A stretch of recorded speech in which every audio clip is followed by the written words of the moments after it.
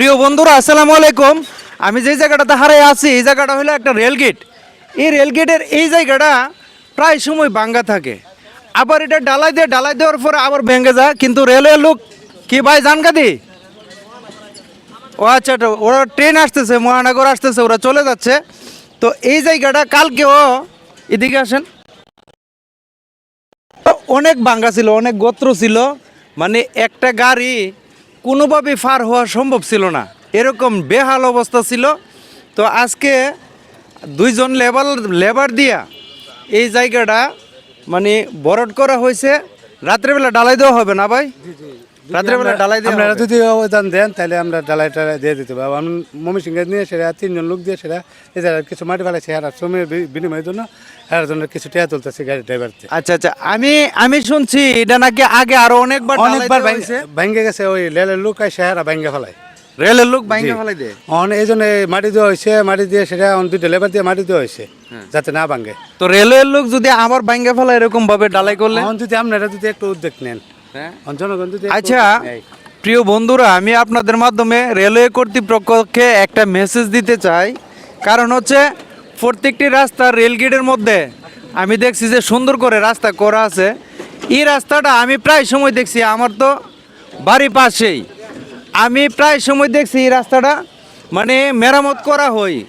কোনো সময় মেম্বার করে দিছে, কোনো সময় চেয়ারম্যান অফিস থেকে করে দিছে, কোনো সময় জনগণে মিল্লা এই রাস্তাটা। এখানে কিন্তু একটা সিএনজি স্ট্যান্ড আছে, একটা একটা একটা অটো স্ট্যান্ড আছে, মানে এই দুইটা স্ট্যান্ডের গাড়ি কিন্তু এই জায়গাটা দিয়া সব সময় ফারাফার হচ্ছে। কিন্তু ফারাফার হওয়ার সত্ত্বেও দেখা গেছে কি এই জায়গাটা ঠিক করা হয় না। এখন যদি এটা মনে করেন যে কোনো লোকের মাধ্যমে ঠিক করা হয়, আবার রেলওয়ের কর্তৃপক্ষ থেকে এই জায়গাটা সেটা ভাঙ্গা দেওয়া হয়, অর্থাৎ এই রাস্তাটা মানে ঠিক থাকে না। কালকে আমি যখন গাড়ি নিয়ে আসছি আমি দেখলাম একটা ট্রাক্টর 6 জন মানুষ লাগছে ট্রাক্টরটা পার করার জন্য। এদিকে আসেন না ভাই, 6 জন লোক লাগছে একটা ট্রাক্টর পার করার জন্য। এই জায়গাটা গর্ত হয়ে যায়। এই জায়গাটা আমার মাঝে মাঝে আছে, প্রতিদিন মালের যে ট্রাকগুলো আসে বালু টালু নিয়ে এই জায়গায় আইসে কয়েকদিন পরে পরে ব্যাঙ্গে দিয়ে যায়। ভাঙ্গা জায়গা, জি। তো ভাঙ্গে গেলে এই যে রেলওয়ে কর্তৃপক্ষকে আপনারা জিজ্ঞেস করেন না? তারা তো জিজ্ঞেস করছে, তারা তো বলতেছে যে এটা তো আমাদের কাজ না, এটা আপনাদের কাজ, জনগণের কাজ বলে। তো হেরা যে ভাঙ্গা ফেলা এটা লেলের ওই যে লেল ছাইরা বেলে হেরাতে 4 আঙ্গুল দূরে বেলে ডালাই করার জন্য বলছে। আচ্ছা, এখন কি আপনি টাকা কালেকশন করতেছেন নাকি? ওই যে লেবার যে মাটি ইয়া করছিলাম ফলাইছি ওরা টেয়ার দেওয়ার জন্য। কত টাকা কালেকশন করছেন? আমি একটু দেখি।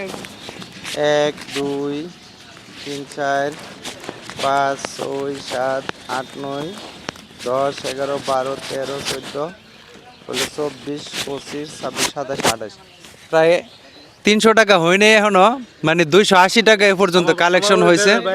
কিন্তু 17-1800 টাকার দরকার, 17-1800 টাকার দরকার। দেখেন আমি কিন্তু এখনো মনিটেশন পাই নাই। যদি আমি মনিটেশন পাইতাম এই টাকাটা কিন্তু আজকে আমি দিয়ে দিতাম। সত্য কথা, এই ভাইয়া আর এই জায়গাটাতে দাঁড়াইতে এখন লাগলো না। আমি কইলাম হইলে যে কোনো সিএনজি থেকে কোনো ড্রাইভার থেকে আর টাকা নিয়েন না, আমি আপনার পূর্ণ টাকাটা দিয়ে দিই। কিন্তু এই সমর্থনটা কিন্তু এখনও বর্তমানে আমার হয় নাই, মানে আমি 1 টাকা কোনো ইনকাম করতে পারি নাই। তবে সবাই ভিডিওটা শেয়ার করবেন, সবাই পাশে থাকবেন, এবং আমার নতুন পেজ সবাই ফলো দিবেন, ফলো দিয়ে পাশে থাকবেন। তাহলে এই ধরনের মানবিক কাজ ইনশাল্লাহ আমি করতে পারবো। তো আমার পক্ষ থেকে ভাই এই যে আমি 200 টাকা দিয়ে গেলাম, খুশি? হ্যাঁ তো সবাই ভিডিওটা শেয়ার করে দিবেন, সবাইকে দেখার সুযোগ করে দিবেন, সবাই যাতে এই ভিডিওটা দেখতে পারে। আসসালামু আলাইকুম।